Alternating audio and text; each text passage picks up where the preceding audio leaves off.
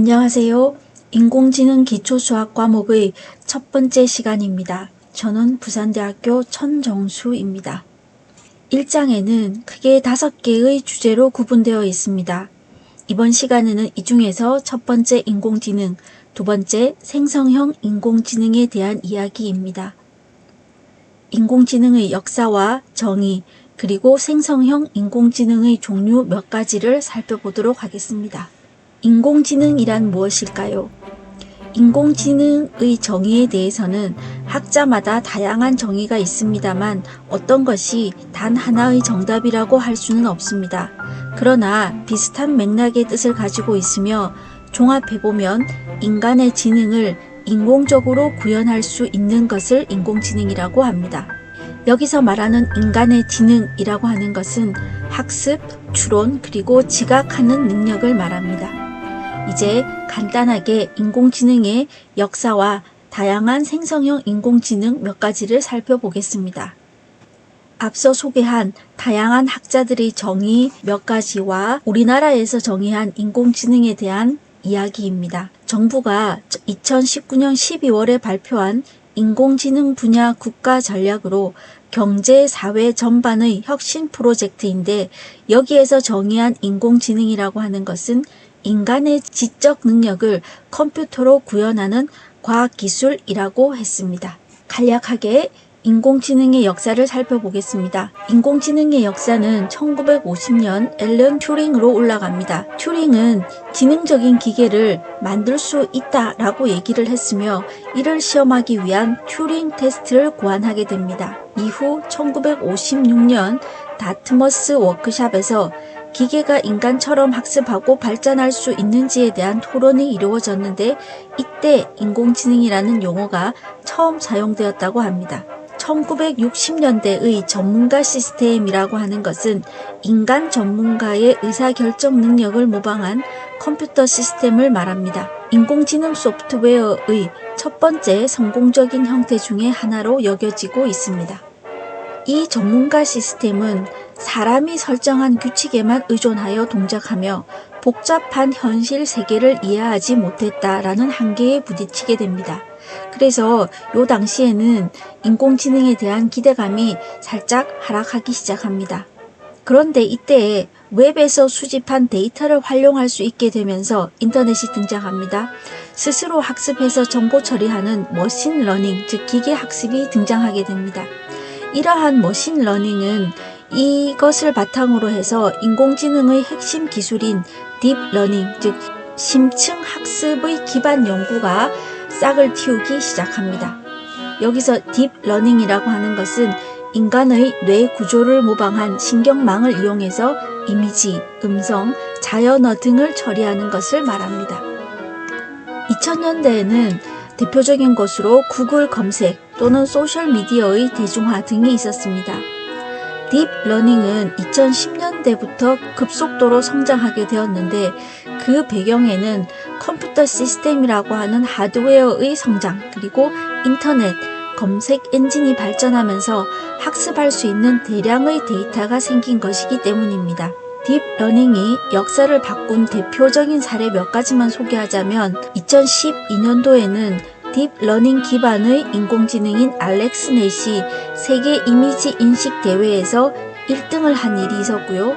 2016년에는 우리도 잘 알고 있는 알파고가 등장해서 이세돌 9단을 이긴 최초의 바둑 인공지능이 되겠습니다.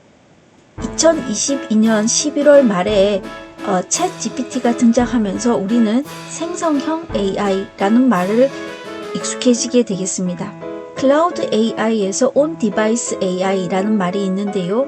이 말은 현재 가장 주목받는 미래 인공지능 기술은 온 디바이스, 즉 휴대폰이나 PC 등의 디바이스, 전자기기에서 자체적으로 AI를 구동할 수 있는 것을 말합니다.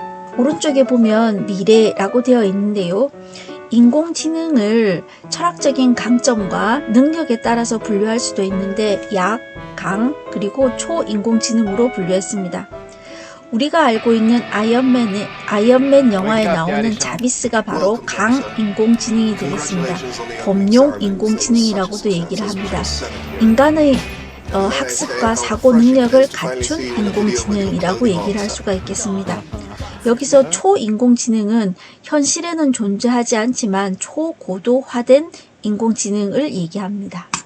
종합해보면 인공지능의 발달 과정은 처음에 인공지능이 등장했고 그 뒤에 기계학습을 할 수 있는 머신러닝, 그리고 인간의 뇌 구조를 모방한 딥러닝, 지금은 이용자의 요구에 따라서 새로운 콘텐츠를 자동으로 생성하는 생성형 AI의 시대가 되었습니다. 생성형 AI를 살펴보기 전에 잠깐 영화에 등장하는 인공지능을 살펴보겠습니다. 여기 리스트에는 적혀 있지 않지만 많은 인공지능 관련 영화들이 있었는데 지금 리스트에 있는 8개의 영화는 2022년 미국의 무비웹에서 선정한 인공지능을 다룬 영화 베스트 8에 해당하는 영화입니다. 여기에서 나오는 인공지능은 일반적인 인공지능이 아니라 지각 있는, 즉 현재에는 존재하지 않지만 언젠가는 등장할 의식 있는 AI를 얘기합니다.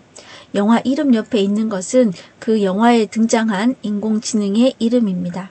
스페이스 오디세이는 스탠리 큐브릭 감독의 영화입니다. 영화에 등장하는 인공지능은 할 구청과 그리고 우주선은 현재의 인공지능 기술에도 영향을 주었다고 할 정도입니다. 터미네이터는 여기에서 초인공지능이 등장하면서 인간과 로봇의 우정을 다룬 영화이고요. 매트릭스는 인공지능 영화의 클래식이라고도 할 수 있습니다.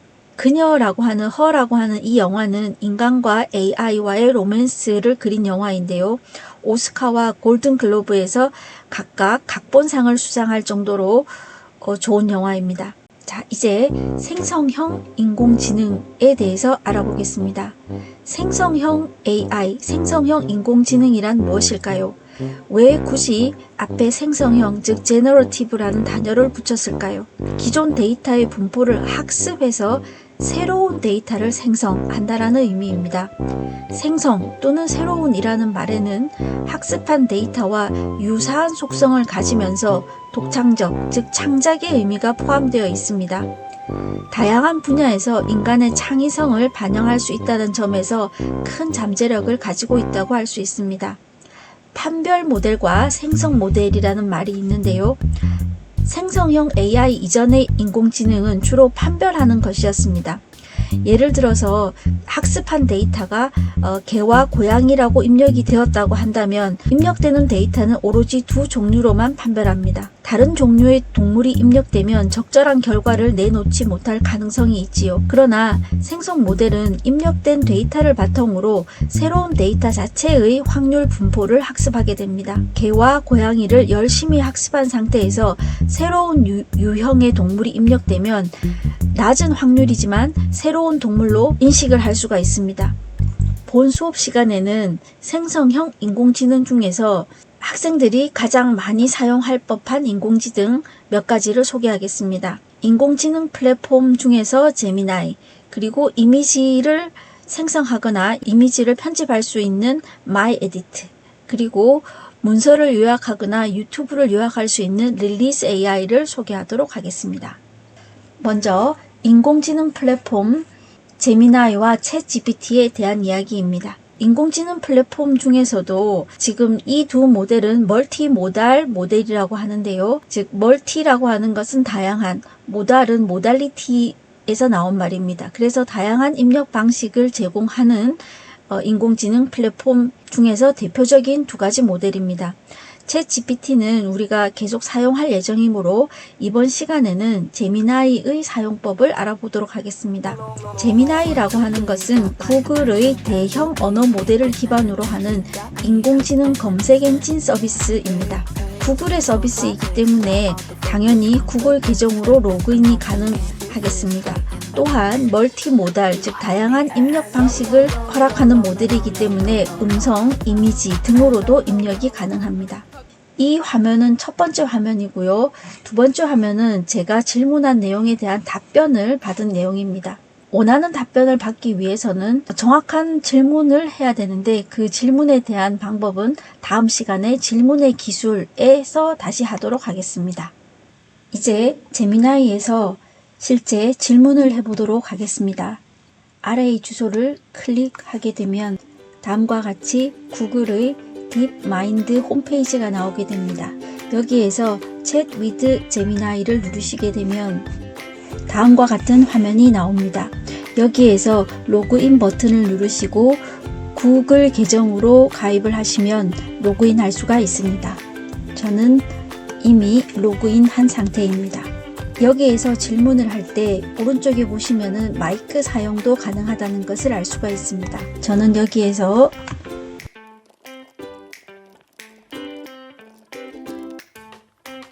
궁금한 점에 대해서 질문을 한 다음 답변의 형식을 도표라고 지정을 했습니다. 첫 번째는 기반 기술, 두 번째는 강점, 세 번째는 활용 분야, 네 번째는 추가 정보, 그리고 결론에 대해서 정리를 해줬는데요. 사실 저는 여기서 동일한 질문을 여러 번 했었습니다. 할 때마다 조금씩 다른 답변을 주기도 하니까 그 부분도 고려를 해서 질문을 해야 합니다. 이 답변의 내용을 구글 시트로 내보낼 수도 있으며 아래쪽에 보시면 공유할 수도 있고 좋거나 나쁘다 라는 표시를 할 수도 있으며 방금 본 답변을 복사, 즉 클립보드에 복사하는 것도 가능하고 듣기 또한 가능합니다. 듣기를 누르시게 되면 제미나이와 챗GPT 비교 분석. 다음과 같이 읽어주기도 합니다. 그런데 방금 나온 답변에 대해서 또 다른 추가 질문을 할 수도 있겠지요.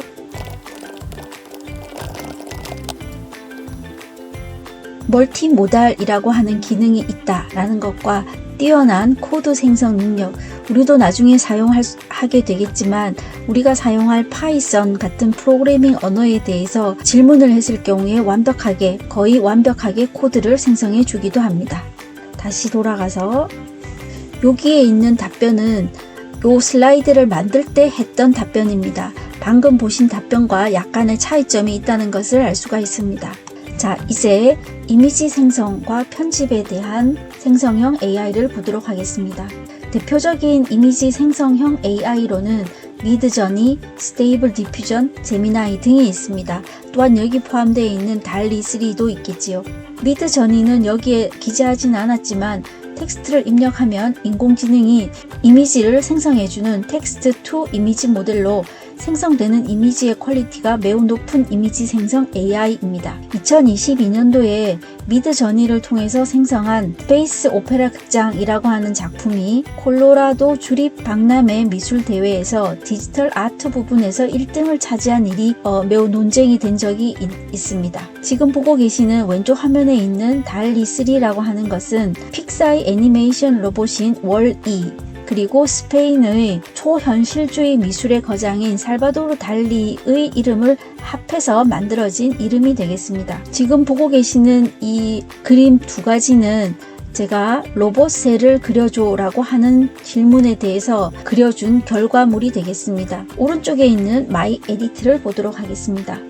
마이 에디트는 이미지라든지 오디오를 편집하는 소프트웨어인데요.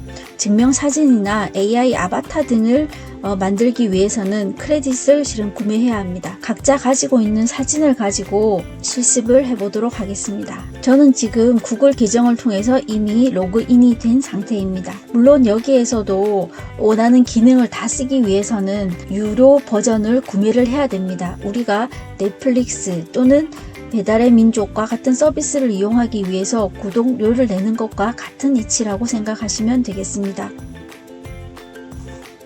저는 인터넷에서 유명한 충청도 아기 태하의 사진을 이용해 보도록 하겠습니다. 왼쪽에 있는 이 기능은 사진을 애니메이션으로 만들어주는 기능인데요. 지금 여기 있는 사진은 제가 아는 지인의 따님의 사진입니다. 굉장히 예쁘게 디즈니풍의 애니메이션으로 만들어졌는데요.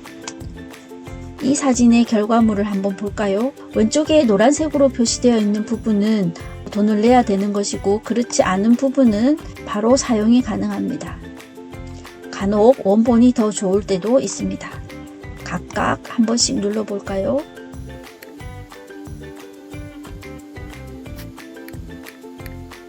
원래 사진이 더 낫습니다. 지금까지 인공지능 플랫폼 그리고 이미지 생성하는 플랫폼에 대해서 살펴봤고, 지금은 PDF를 요약하거나 유튜브를 요약하는 프로그램을 보도록 하겠습니다. PDF를 요약하는 거에는 지금 왼쪽 화면에 보이시는 챗 PDF, 이름에서도 알 수 있듯이 이것은 챗 GPT의 확장 프로그램입니다. 챗 GPT만으로도 훌륭하지만 GPT를 활용한 프로그램과 결합하면 더욱 유용하게 사용이 가능합니다. PDF를 업로드한 뒤 그 PDF의 내용을 기반으로 해서 질문을 하면 거기에 대한 내용을 바탕으로 해서 질문에 대한 답변을 해줍니다. 우측에 있는 화면은 릴리스라고 하는 생성형 AI입니다.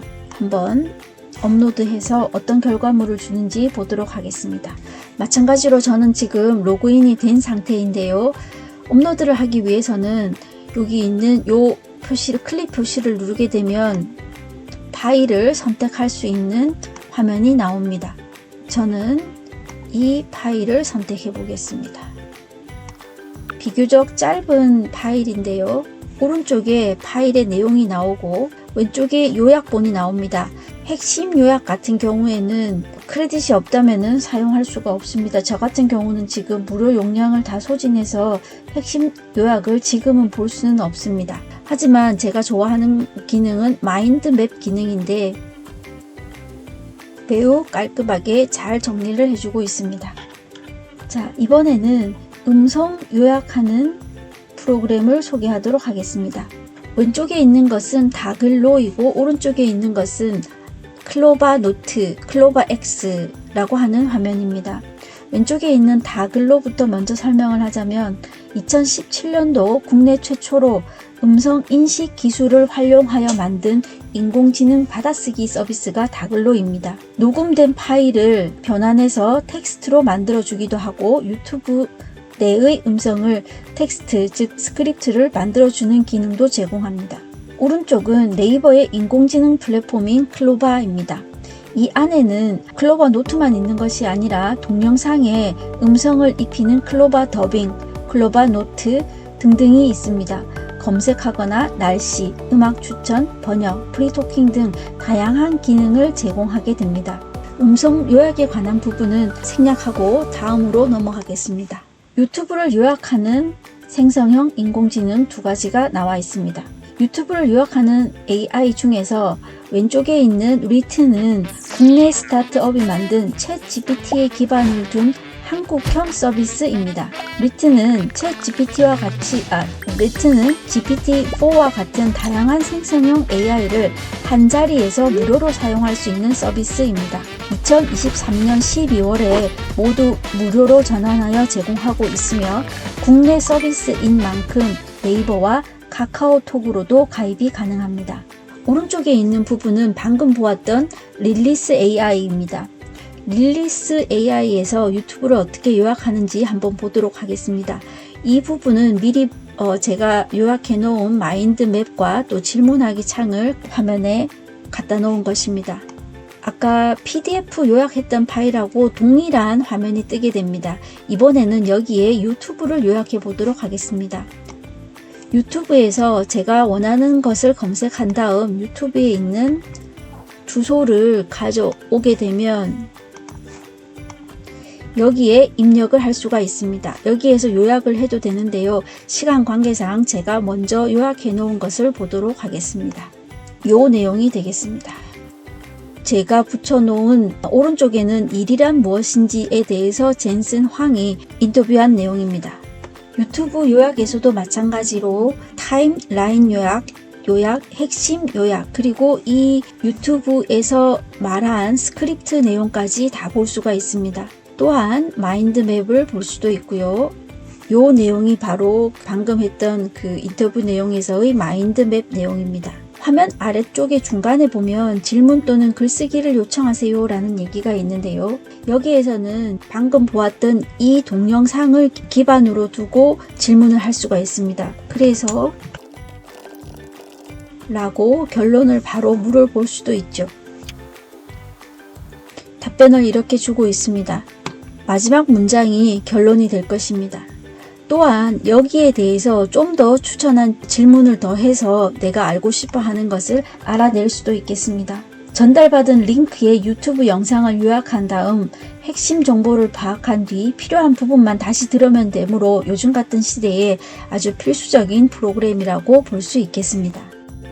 이번 시간에는 인공지능의 정의와 역사, 그리고 생성형 인공지능이란 무엇인가에 대해서 알아보았습니다. 다음 시간에는 챗 GPT와 질문의 기술에 대해서 알아보도록 하겠습니다. 감사합니다.